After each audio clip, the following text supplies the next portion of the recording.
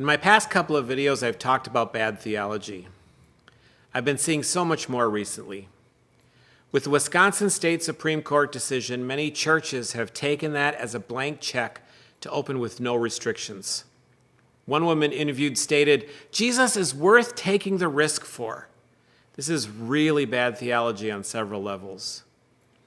In the scriptures, worship is not a place, it's an attitude. In the Old Testament, the physical act of sacrifice only happened in one place, in the temple.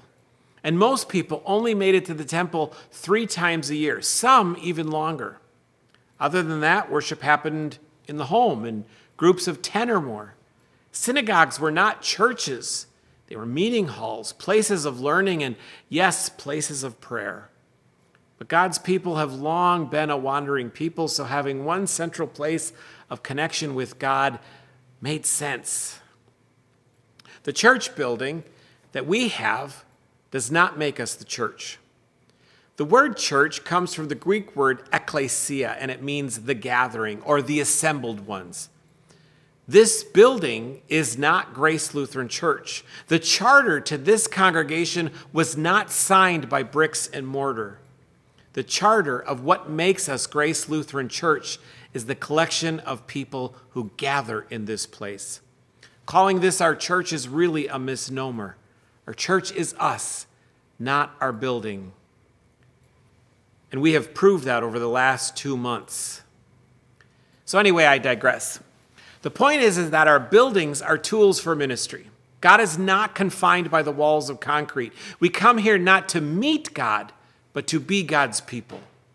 This building is not needed for worship. We can worship God any place we are, and we should.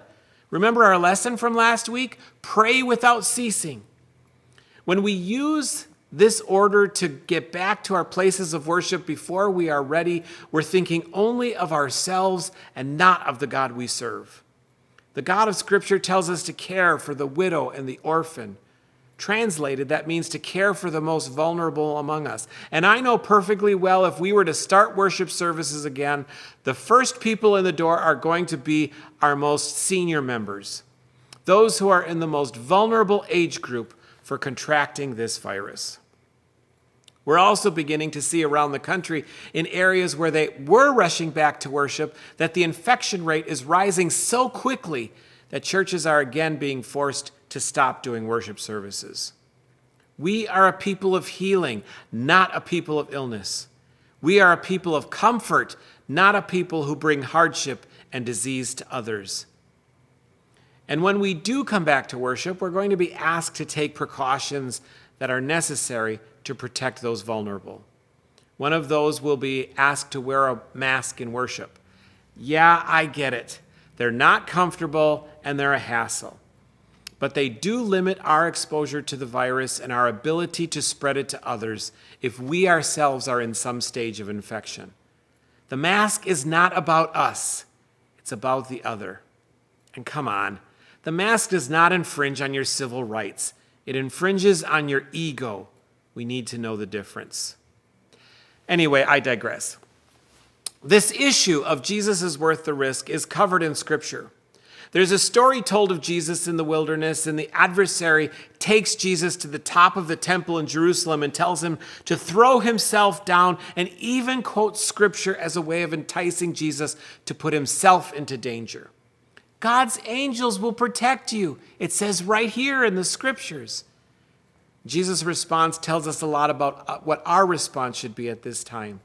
Do not put the Lord your God to the test. When we enter back into worship before it's safe, before it's time, we're in a sense putting God to the test. This is really bad theology, and it's dangerous. When we enter back into worship, it will be at a time when we can do it safely, together, not when our egos tell us. We will not claim the protection of God to enter into unsafe territories when God has already given us everything we need to protect ourselves. This is one of those moments in our lives when we need to trust God, but still tie up our camel. Our worship of God happens in our heart, in our intention. Before we head back into this building to worship with our church family, we need to make sure we're directing our intentions truly on God and not on our own wants and desires. Only when we think of the life of the other and when we think of their safety will we truly understand the sacrificial love of Jesus.